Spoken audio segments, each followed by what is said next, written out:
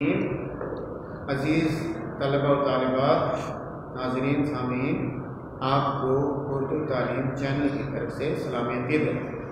आज का हमारा मौजू ख़ास तलबा और तालिबात के इम्तहानात में सवालों के जवाब देने की पेशकश यानी प्रेजेंटेशन के सवाल के बारे में है।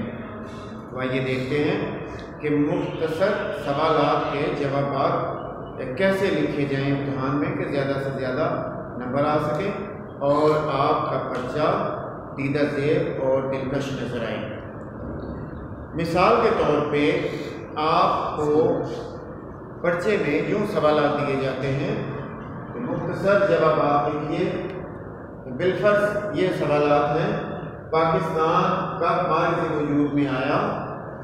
उर्दू किस ज़बान का लफ्ज़ है? अखलाक का दुरुस्त तलफ़्फ़ुज़ लिखिए। अब हम जब लिखेंगे तो इसकी प्रेजेंटेशन कैसे होगी? सबसे पहले आपके पास सफ़ा होगा और उस सफ़े पे अच्छा सा एक हाशिया लगाएं, मार्जिन लाइन लगाएं।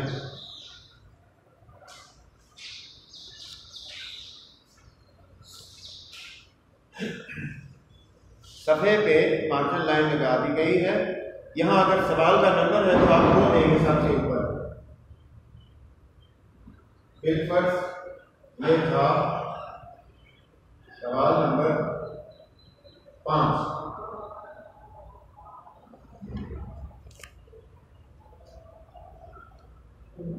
सवालात के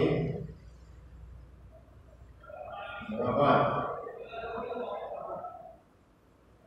पहला है तो हम पहले का जवाब अगर हम लिख रहे हैं तो फिर हम नंबर वही देंगे जो सवाल का है।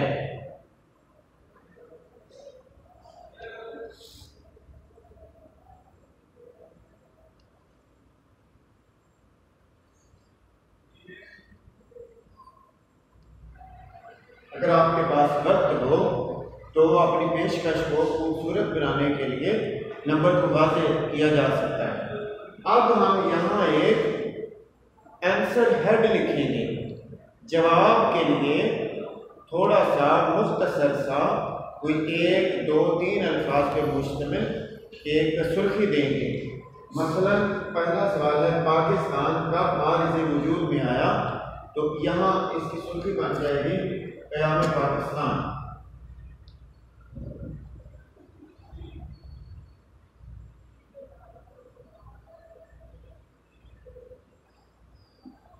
यहाँ से अब हम हाशिया मार्जिन लाइन के साथ से लिखेंगे।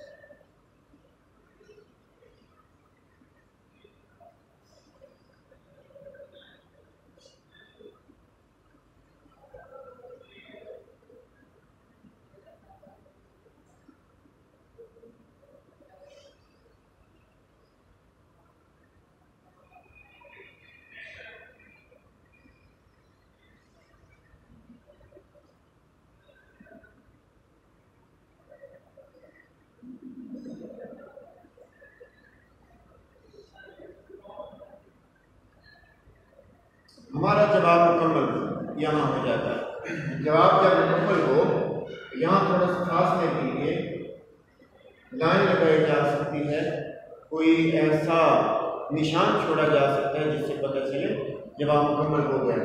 अब इसी तरह दूसरे उर्दू किस ज़बान का लफ्ज़ है तो ये कहेंगे।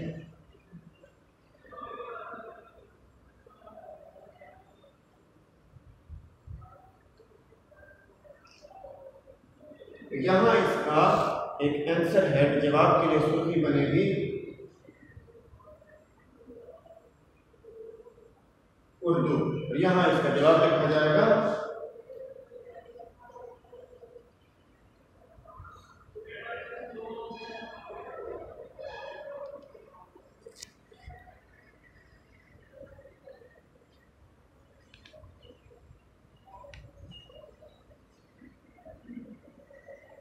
ये सवाल भी मुकम्मल हुआ। अब हम तीसरे जवाब की तरफ अगला सफ़ा पे कहा गया है बिलफर्ज अखलाक का दुरुस्त तलफ़्फ़ुज़ लिखिए। उसी तरह पहले क्वेश्चन है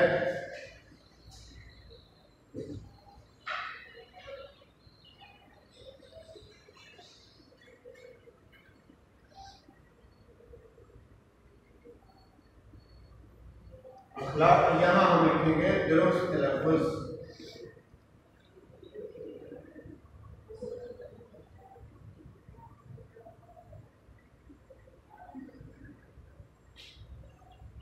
जवाब में लिखेंगे